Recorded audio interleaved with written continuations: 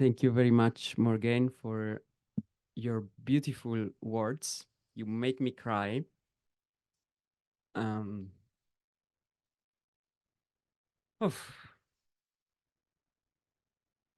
I just uh, want to start with just few little moments of silence, so we can all set up more quietly, and myself too. Thank you.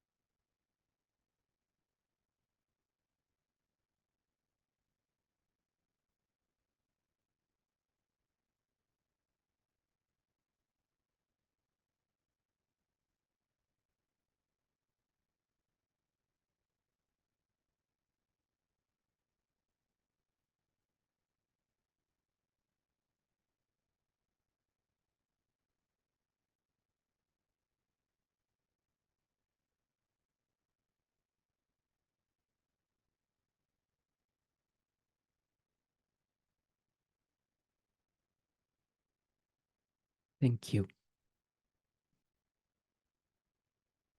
And it's beautiful being here in this position because I can look at everyone's face, and it's beautiful because each face brings me a lot of things. And I invite you, if you wish, at looking at each other, like see what's around.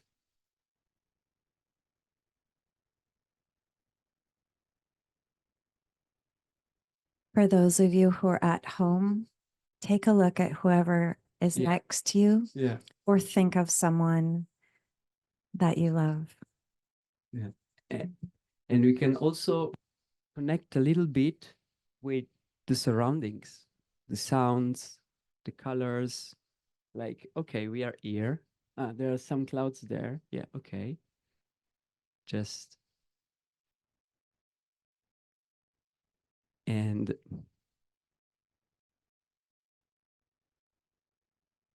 oh, thank you.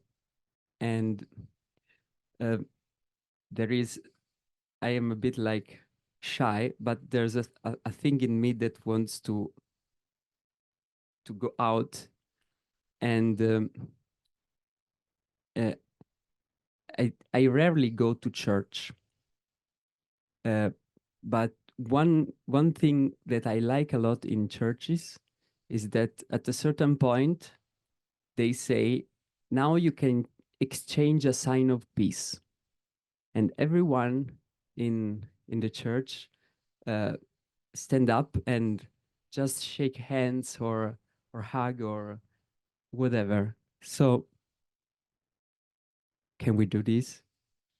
So just around, you can stand up and just greet everyone else with a hug, with a shake of hand, with a look, whatever it comes. It can be just a look, whatever.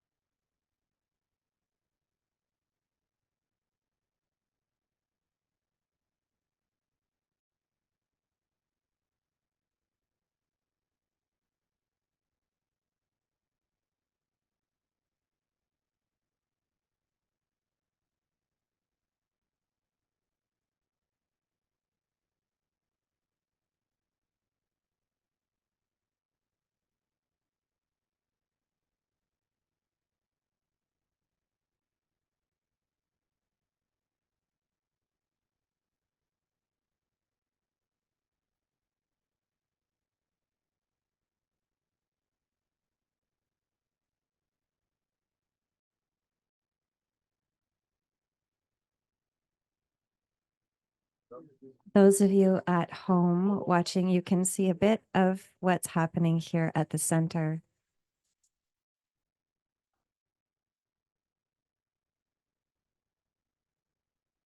And this really is the spirit of Matteo to create these kinds of happenings.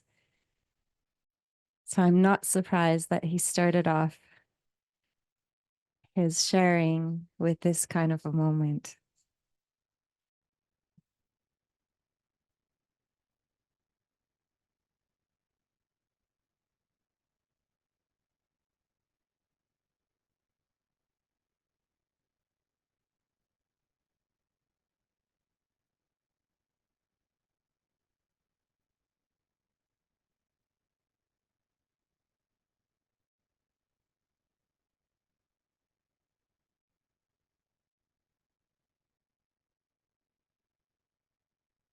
Ah,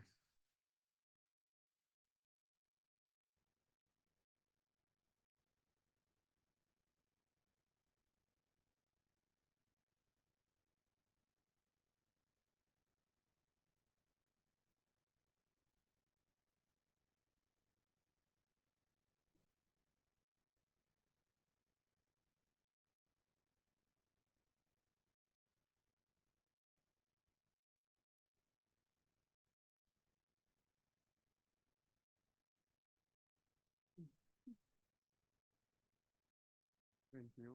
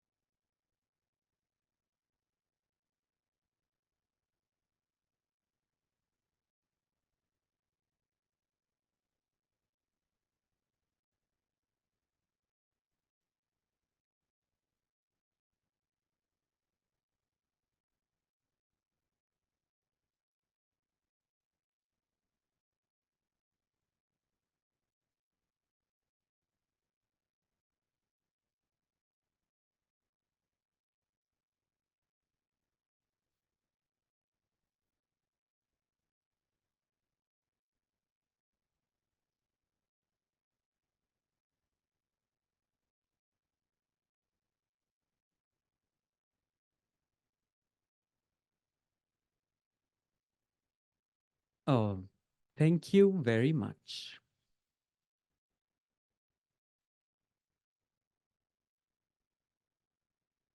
Ah, now I feel better. Um, and if you if you can, during this talk, during these moments, if you can, also being aware of that we are a group together. So just being aware that there are some people around me, and yeah, just to keep the energy of the group together.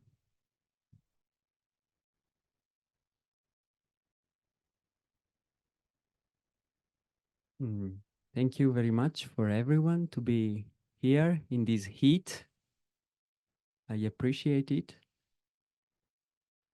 At the beginning, Nicholas asked me to choose a moment where to talk, and I didn't know it was at this time. But it's okay. Thank you very much, Nicholas, for inviting me here. Uh, wow, it's a big trust, because me, myself, I would never ever let me speak at the festival. This is sure. But well, I take this trust and I try to do the best as I can.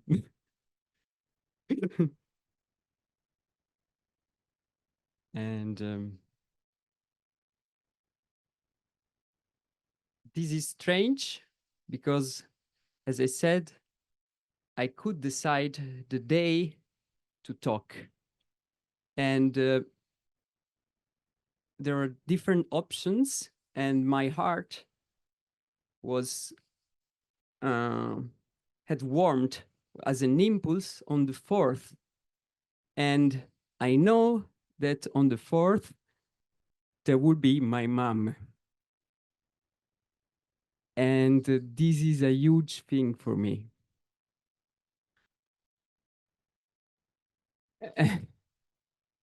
Because, well, my mom, yeah, it's one of the protagonists of my story or my drama or my dream. And so it's very intense for me to speak about a topic like this in front of my mother, but like my heart was very sure about this. So let's see what happened. Um, if I am speaking now on this stage, Morgan, I I am slowly enough for the translator, you think? Okay. Because I am one of the translators. So it will be really bad for me. Yeah. So, okay. I have to remember it. uh, if I am speaking now on this stage, this means, and I'm really 100% sure of this, that each one of you can be on this stage and share. And I hope that we can create more situation, more events where everybody can share their story. Because one thing that I love the most of the Pranic Festival is the chance of meeting beautiful people and can share that had similar experience that mine. And usually in my life it's very hard to find people that had experience like things like me. And so it's very important for me to share my story and to hear the story of the other people, whatever stories. Well, so maybe I can start with my story. uh, we are here at the Pranic Festival, so I don't know, because the most, I don't know the percentage, but since 2009 2010, the most part of my life has been centered about food, the abundance or the absence. So I've been quite obsessed with food. And so I did a lot of experiences about that, a lot of research about that.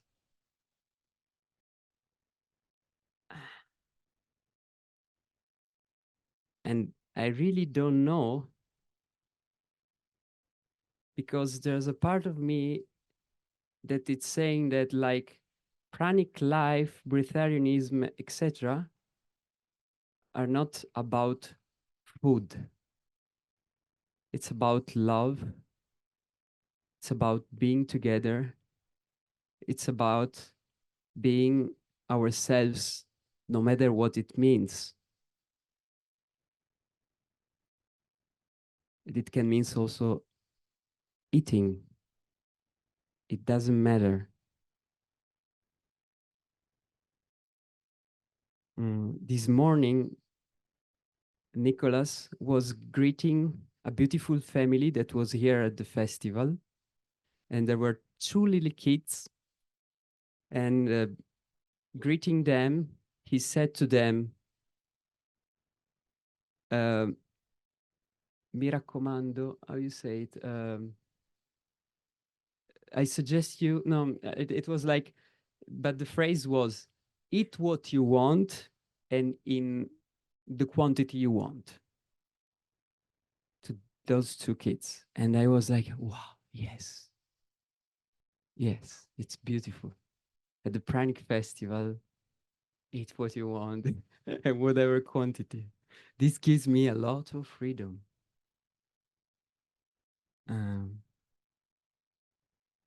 Because I've been trapped many times in my life in some discipline or strictness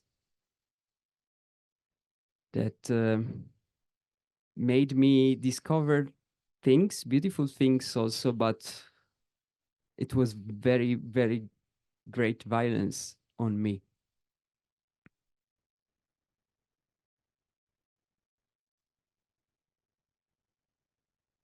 So there's a part of me that want to say to me, Matteo, stop.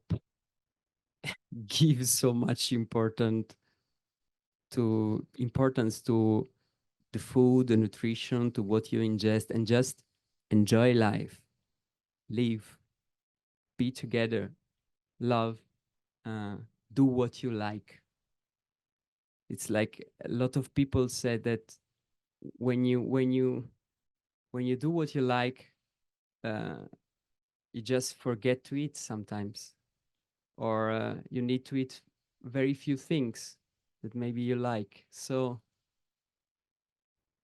yes, this I think is a thing, is a very important thing for me. Um,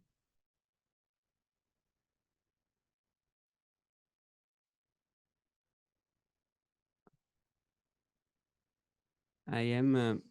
There's a part of me that want to say that I am a bit of a mess.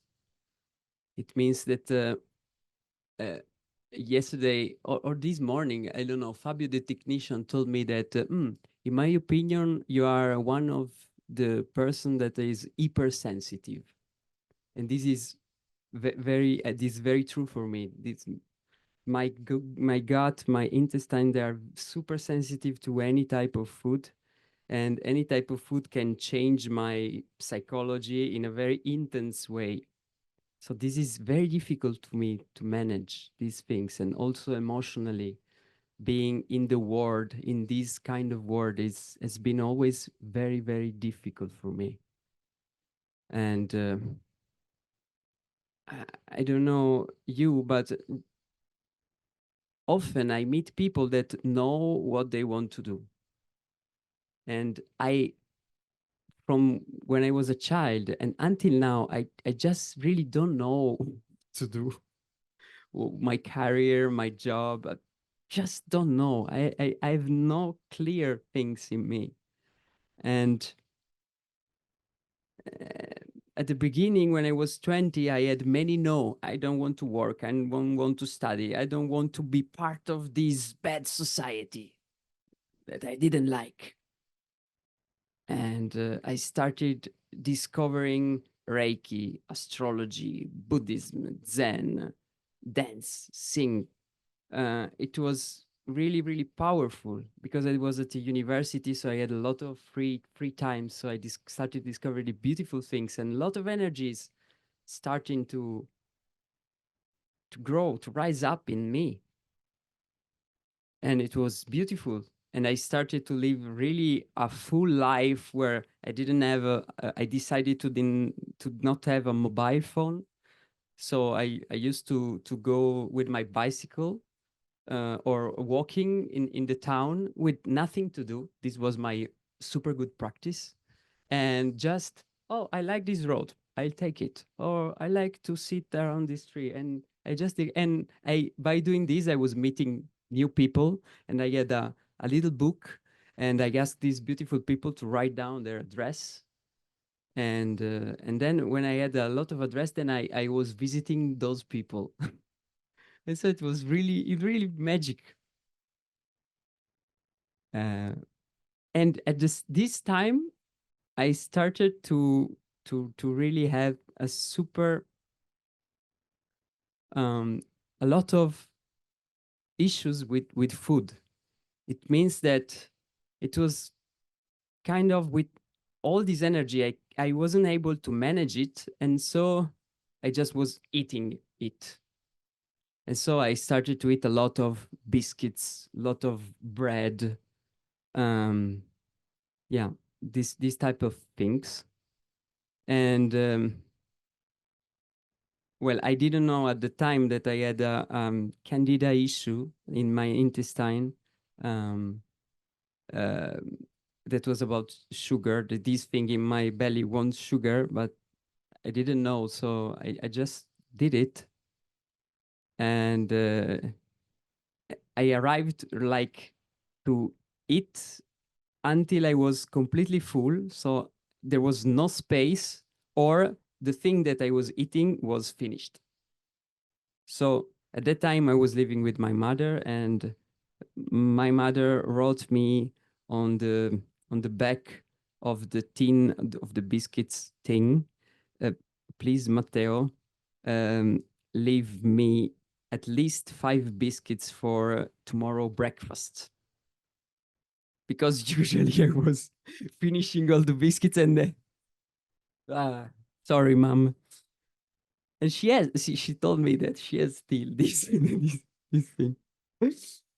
And I did this until I started to wake up very tired in the morning. And and at that point I decided to do something about this. And in some ways I discovered, someone told me about, maybe you're gluten intolerant. And so I decided, okay, I cut gluten and I see in my diet and I see what happened. And by doing this in 2 weeks, after 2 weeks of not eating gluten, I was much more better. And it opened me something. Like Nicholas was saying, the cause and effect. It was the first time that I discovered that if I take out one thing in what I'm eating, my health changing completely. So I said, wow, I didn't know that. And almost in that moment, I met a person that was eating just fruits, and he has a book. I read it in one day, in one afternoon, and wow, it resonated with me a lot, because uh, it was going against all the things that I was thinking, because I grew up with the things about protein. My teacher of physical activity at the school was really like a gym man that he said, you have to eat a lot of protein. And I did this and I was feeling okay. I had very good energy. And he said to me, if you don't eat meat at least every 2 hours, or protein every 2 hours, you will lose your muscles. So I had this belief, and then, wow, there's people that can live without fruits and stay good. Wow. And then, like Raki said, no, like Breatharian, I want to leave it, because if it's like this, it means that they are telling us a lot of things that are not true, or we don't have all the possibilities, and I like to have all the possibilities. So I tried. And after 3 days, I was, wow, it was amazing. I was in the nature, so I felt so good. I had my glasses and I took out my glasses and I never ever put again my glasses. It doesn't mean that I see perfectly now, but I see much more better and I can live without glasses. And so this was an amazing discovery. And at the time also I discovered about Jasmine, about the book. I started to do 2 days of fast, of not eating, 3 days of not eating, while I was walking in a beautiful place like that near here in Italy, with a super heavy backpack, because at the time at 20s I've always huge backpacks with books, heater, casseroles. It was really heavy. And the second day, I was without food, just with water. I was walking in this mountain path, and I realized, wait, I've not eaten nothing today, nothing yesterday. And at that moment, it came to me, well, I feel that it's possible to live without food. Just this quick thing. Huh?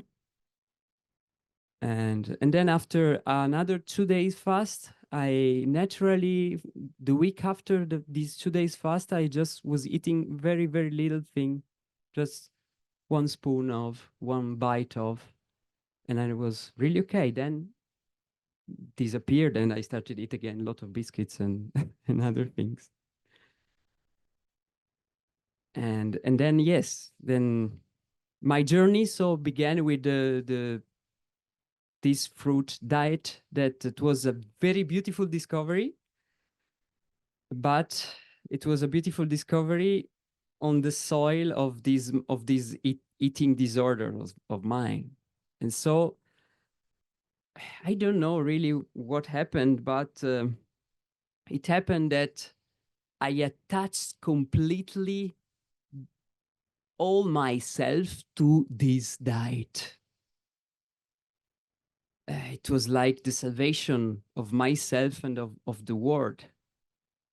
And because I wanted to heal myself, I wanted to get rid of this candida issue and of my eating disorders, and I wanted to be also maybe be different from the others. Um, it was like a challenge between me and the world, because I have to prove that this is possible, and I will prove it. And this led me to very difficult years where I was pushing myself always to eat fruits, raw food, but in a really strict way. So I was just looking at books, at information, and just, okay, it's like this. To heal, I have to do this. So, body, now you do this. My body maybe was, I want this, I like this. And then, no, absolutely no, because you can't. You will have these beautiful fruits instead. And I was doing this, but of course I was omnivore. And then from day another, I switched to almost frugivore, and with all these problems. And so this started the pattern where I was eating just fruits, just raw foods for 1 week, and then started to eat whatever, a lot of things. And then, oh no, culpability. So no, tomorrow I will start again eating fruits. Huh? It was, yeah, it was very, very difficult. And I started to, I had super muscles at the time. So I started to lose all my muscles. And it was a thing that I look at this and I say, yes, I want to destroy every part of myself to build something new. But this, of course, this losing of weight was, my parents were very worried about this. and I had no energy at all. So it was really difficult time. And I left the university. I started to work in theater, but I was not satisfied. So I quit my job. I went walking in the nature in south of Italy. Sorry, translators.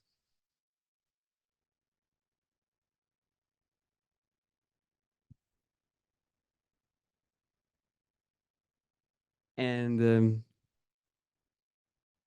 and at a certain point, some things happened, and my life started again to have some safe points, a new work, a new relationship, and at the same time, my I was able to just eat raw food, just fruits, and being okay. So my body started to adapt to this in a rough way, but adapt to this. And after like 1 year, 2 year, uh, like a dissatisfaction about what I was doing was rising in me, and my health issues were still there. It was bearable, but I was not completely healed. And I was noticing that if I am just eating fruits and uh, not vegetables and not fats or avocados or oils, I was better. So I decided to go on this. And so I started just to eat fruits, and I started to lose weight. And mm, mm.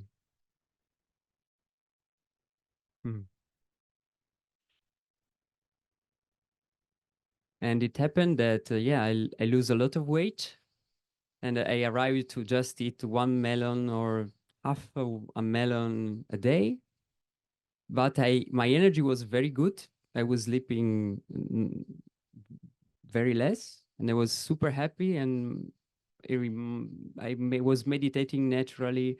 A lot of amazing things were happening in me, and at that time I discovered about Breatharianism and this festival. I discovered also dry fast, being dry, and this wow, this I felt immediately that this was a very good thing for me. And so I came to this festival, and I was really thin, super thin, and a lot of amazing things happened, and I really touched the sky. The first festival, I was really flying and discovering really amazing things, like channeling things, speaking in tongues. And then a very powerful experience happened to me that made me come back to the food again, to the other type of food. So for 8 years, I have been pushing myself to follow an idea of eating just fruits to heal me. The Breatharianism thing was just a byproduct of this. And when I came to this festival, it opened another part of myself that was completely avoiding. That was my instinctual part. I want this. I want this. I want this. Whatever it is, a cake, um, meat.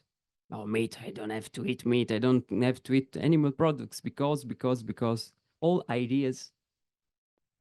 And so this opened up like a Pandora thing where I started to eat a lot, a lot, a lot, a lot, a lot, a lot. And and from that moment on, I am not able anymore to say no to my body, to my system. So now I enter in the supermarket or whatever, when my system see a thing that, oh, I want it, I just give it. No more, no, you have to eat this. And I was really scared at the beginning because without any restriction, at the beginning I was really eating crazy, completely crazy. And while I was seeing me eating like this, I thought, if I keep eating like this, I will kill myself. So maybe I need to put some limits, but I couldn't. But I discovered that all these things very intense that I was living with food, it was due to the previous 8 years of restriction. And so after a while, after years, I arrived to, for the first time in my life, feel my body that was like saying me, I want to eat just raw. I want to eat just fruits. I want to eat just a melon. I want to eat just a juice. But it wasn't me that it was imposing this. It was, I don't know, it was life in me. And I said, yes, I want this in my life. And if this, it means that I eat meat, I eat meat. If this means that I eat bread, I eat bread. And I've seen that this like really healed a lot of things in me. And now I'm really amazed by the fact that with having so much freedom, now my system is asking me more and more liquids. Also because I met Rafael and Nicolas, and Rafael and Nicolas are very rooted in this liquid thing. And for me, it was really amazing because they opened me a new thing. And at the same time, it's a bit dangerous because like I am done, very see really clearly that there's a part of me that want to attach to the liquid thing exactly as I was attached to the fruit thing or the breatharianism thing. So I just see this and I just love this.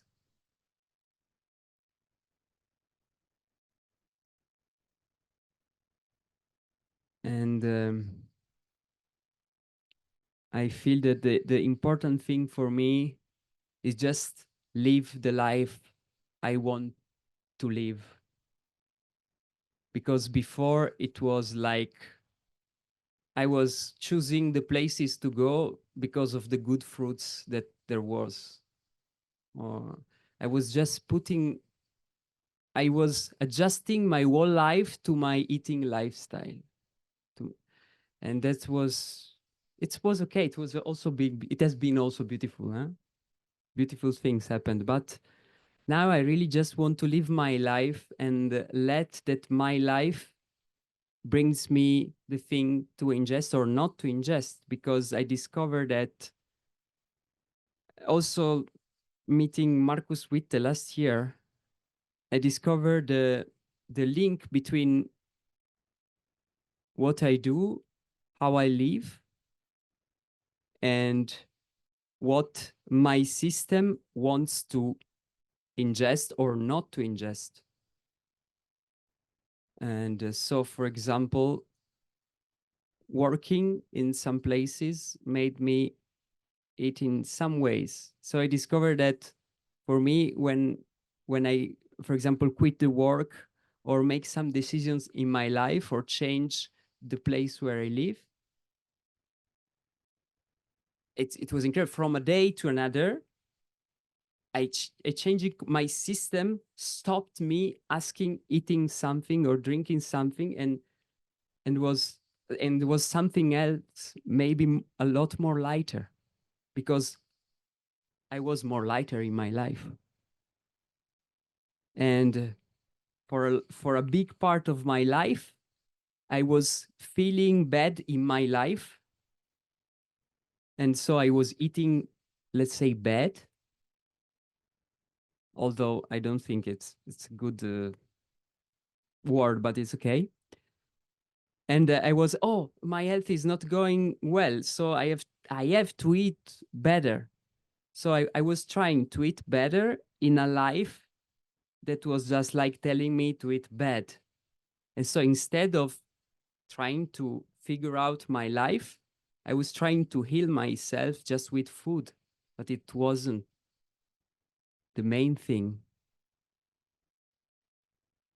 And so now I don't make choice in my life to heal myself anymore. More and more, I just let go the will to be healed, that this is huge for me.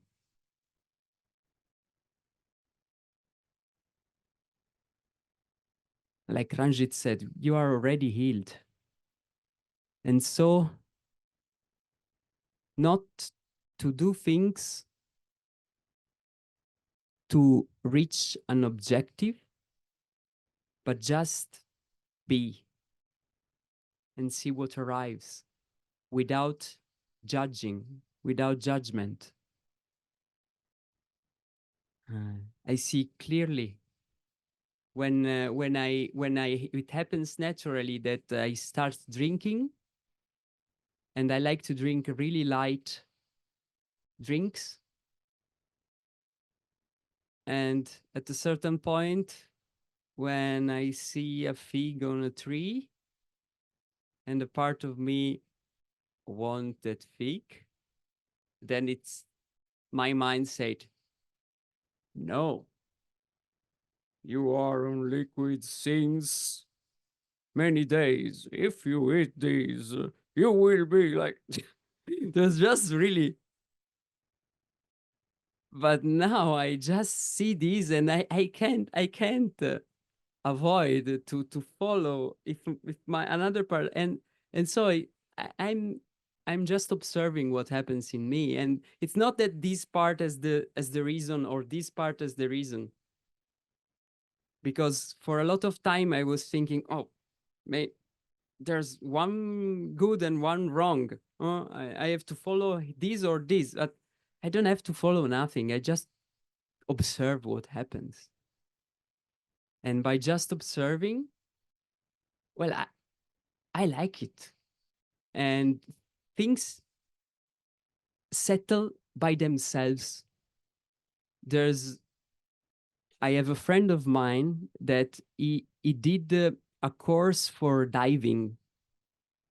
And he said to me that when you are in deep dive, as Ranjit, the group of Ranjit, when you're in deep into the water and you're still, if there is a flow of the water and you are going this direction, you don't have to do anything, because if you try to compensate this by moving, you will be just going away more and more. So don't worry, just stand still, and then naturally you will come again in the balance. So there's a big part of me, of the mind, that wants to control, that wants to, when something is wrong, I have a super consciousness of my body. Oh, as every little thing that happened in my body, I feel. So when I feel that something is wrong, there's a program in me that, oh, this is not good. We have to fix this. We have to find the solution of this. Oh, wow, I have to eat like this. I have to do like this. There's really, really like not one, just a huge team of engineers that we have to solve this. Yeah, that's really, really, really, yeah. But and they are very clever also. I mean, they are super clever, but it's that like they are just here, and they are not able to be in touch with with the wall that is much more clever than these engineers. And so I'm just telling to the engineers, stop working and just observe. I need your cleverness, but you don't have to take decision. Just give me things, but I will just let the universe then decide.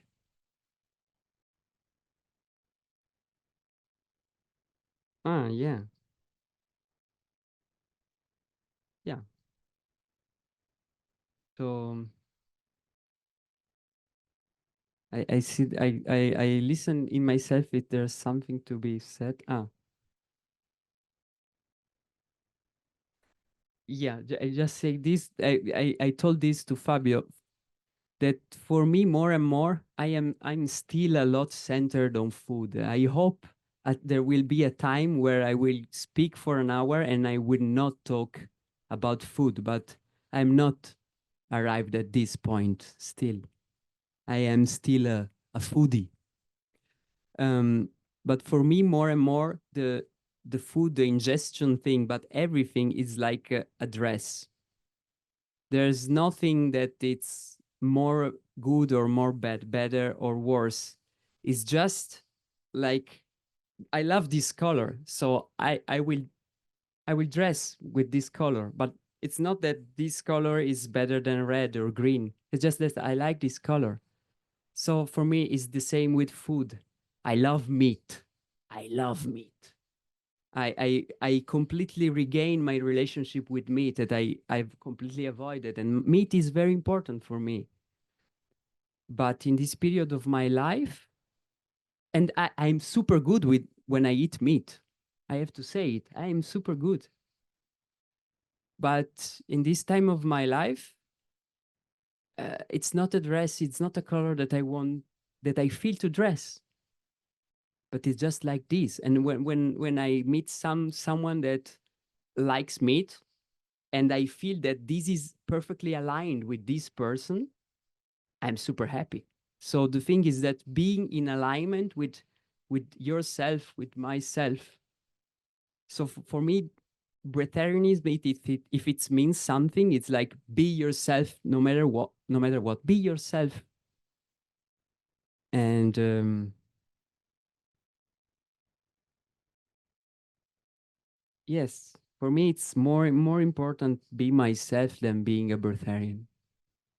Even if being myself will mean slowly not ingest any food or water. Because, for example, for me, the dry state is wow, I feel super good. It's a dress that I like a lot. It's like this color.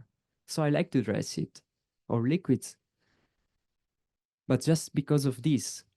So I feel that it's very important to have moments like this where we can gather together and we can also share with the whole world that this is a possibility of humankind. But this is just a possibility. But it's important that we start to see and accept this possibility at the level of society in our, because it will help a lot of people that maybe spontaneously arrive in this state, and there is the information and the social acceptance that this is possible.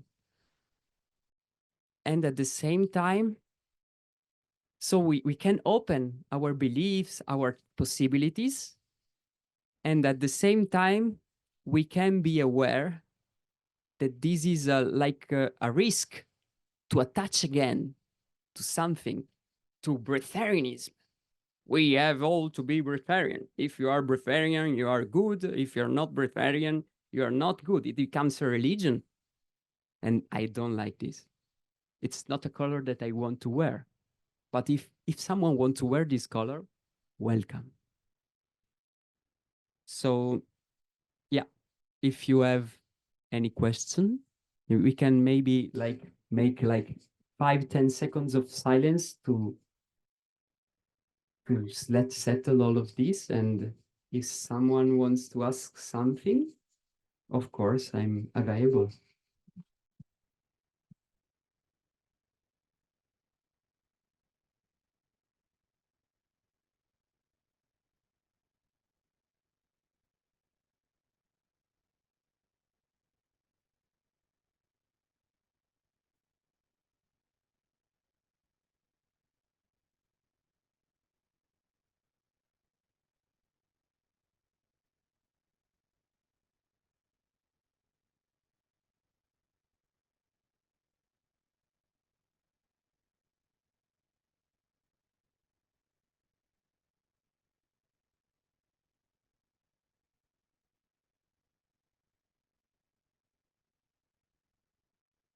Thank you.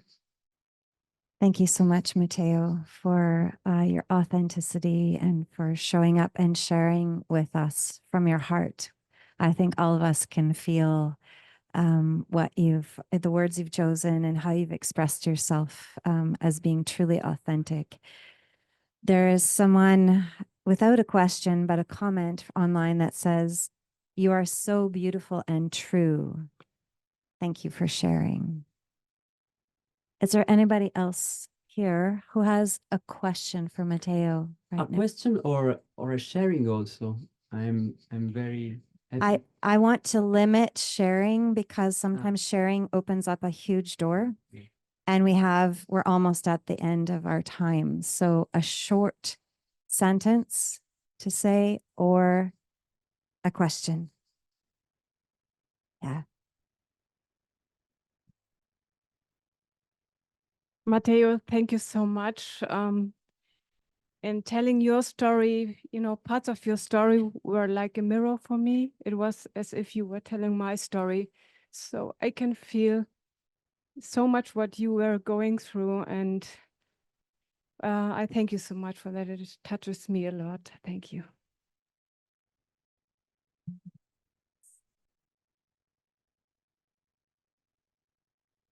I think we're going to close on that. I just want to say sorry to for the translators, because at the beginning, 1 hour before the start of the conference, I was saying to myself, one part of myself was saying, "Oh, now you are a translator, so you know what it means to translate people that are going for." So I feel that I will go super slow, like Jerome and everything. and it wasn't another thing. So, but I hope they have been able to translate. But I know the translators, they are super good. Me too. We are a super good team, so we are able to translate even very fast people. I was listening in and they were doing a fantastic Yes. job. And we all love how you express yourself. So it's all perfect. I just want to thank you for to remind us that sometimes we don't have to worry so much, but there is a wise stream of natural flow that we are already in, and we just have to surrender and letting go the control, which is sometimes the cause of the pain and the sufferance. Yeah, the fear. Oh, I have to control, because if I don't control, I will die. I will being fat. I will just because of ideas, and just trust, like Ranjit when she lost everything. Thank you so much, Matteo. We've got a bunch of smiling faces here in front of us. Everyone's clapping. And I want to add that we're here at the Eden Pranic Center for a reason. And one of the things that you mentioned, the way that Nicholas and Rafaela are rooted in this lifestyle. And I think one of the reasons is because Nicholas talks about the 4 levels of Breatharianism, and they all include various quantities of food, liquids, whatever, as a description of the spectrum of what is possible.